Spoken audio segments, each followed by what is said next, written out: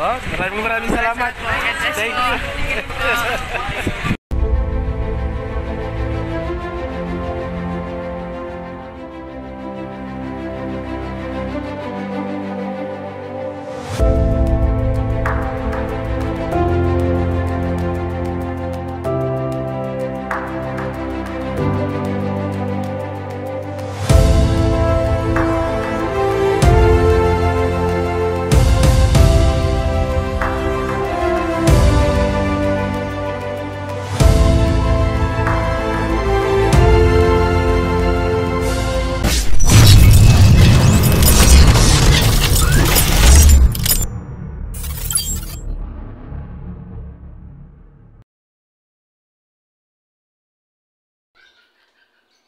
Hello guys! Welcome to my YouTube channel. This is Kuya Potpot Vlog at meron tayong isang reaction video, no? Mula po ito sa nakarang live po ni Kalinga Prab kung saan kanyang tinuldukan na itong isyong inuugnay po sa Tambalang EDSI. At syempre bago tayo magsimula ay mag-shoutout po muna tayo. May galap shoutout po sa ama ng Kalingap na si Kuya Bal Santos Matubang, Ate Edna Vlogs, Kalinga Prab, 10 na kanyang mga kasamahan. At syempre may galap shoutout din po sa lahat po na sumusuporta sa buong Team Kalingap. Sa mapagpalang umaga po, tanghali o gabi mga Kalingap, saan man kayong sulok ng mundo naroroon, naway lagi po kayong gabayan ng ating poong may kapal. At yan guys, at meron tayo isang ay papa-play na isang maikling video clip kung saan ito yung naging sa aloobin po ni Kalinga Prab doon sa isyong binabato sa Tambalang EDSI guys. So para pakinggan po natin na kanyang naging saloobin dito, no, sa kanyang sinabi dito sa nakarang live ni Kalinga Prab. Sponsors man, dapat ay alamin natin yung boundaries natin, no? Huwag tayo manghimasok sa buhay nilang dalawa. Ako mismo guys na tumutulong sa kanila, hindi ko pinapakialaman yung private life po nila, ano? Kahit si Biancy, yung private life niya, hindi po porke tayo yung tumulong is may karapatan na tayo na parang hawak na natin yung buhay po nila. Dapat matuto pa rin po tayong rumespeto. Sa totoo lang, di ba? Hindi naman talaga sila humihingi sa atin eh. Tayo po yung pusang tumulong. No? Kaya yun, hindi porke tumutulong tayo, panghimasukan na natin sila. Pangunahan na natin yung mga desisyon nila. So, yun yung masasabi ko dyan. Kasi bigyan natin sila ng huwag natin silang sakalin, no? Huwag natin silang sakalin.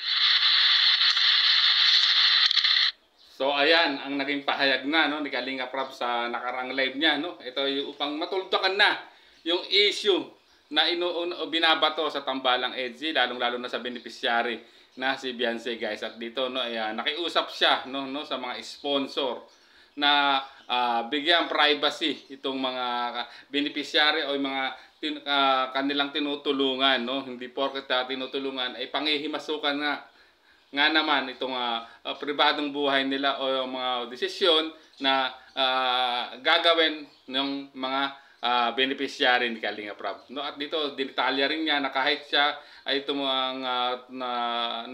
nagko-content o na tumutulong, hindi niya ito pinakikialaman, especially yung mga pribadong buhay, no, at yung mga desisyon na gagawin ng isang beneficiary ng Kalingap, no, kung ano man yung magiging desisyon niya sa hinaharap. At dito napakaganda na kanyang pakiusap, no. Huwag sakalin, huwag panghimasukan ng mga pribadong buhay, no. Kung tulong lang.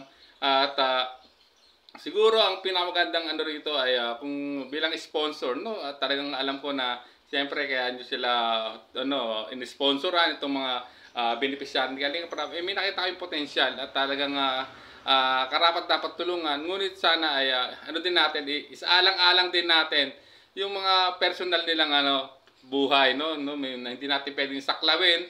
Ang pinag-uusapan lang natin, kaya tayo nag-sponsor, ay pagtulong sa kanila na mapabuti yung pamumuhay nila, no, at mapapabuti yung pamumuhay, gumanda yung pamumuhay nila sa hinaharap. Ngunit hindi kasama nito na saklawin po natin ang kanilang mga pribadong buhay o sakalin sila, no, o kontrolin ang isang benepisyaryo na tinutulungan po ng isang sponsor. So guys, malinaw na malinaw ang naging pakiusap po rito ni Kalinga Prab sa mga sponsor po, dahil talagang dito ay siyempre nakarating na rin sa kanya ang talagang ang issue na ibinabato, no, sa EDSI, sa beneficiary niya si Beyonce, no, at dito sinabi niya, huwag natin pakialaman ang personal buhay ni Beyonce, no, at no, kung tulong ay tulong lang, hindi kasama yung sa pagtulong yung panghimasukan natin yung pribadong buhay po ng bata o ng isang beneficiary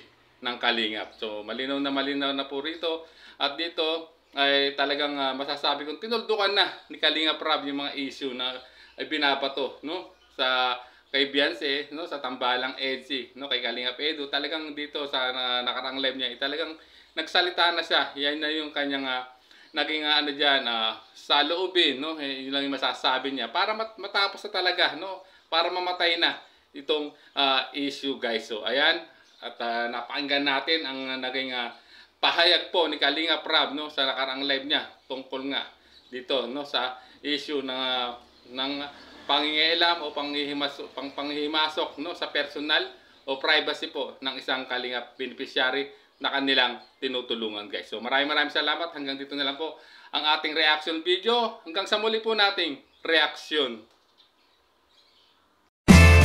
There's a vlogger named Kuya Pot, spreading good vibes, giving all he's got. With the camera in his hand, he hits the road, capture moments, sharing stories untold. Kuya Pot, he's the one we adore, bring smiles, he's got so much more. In this crazy world, he is a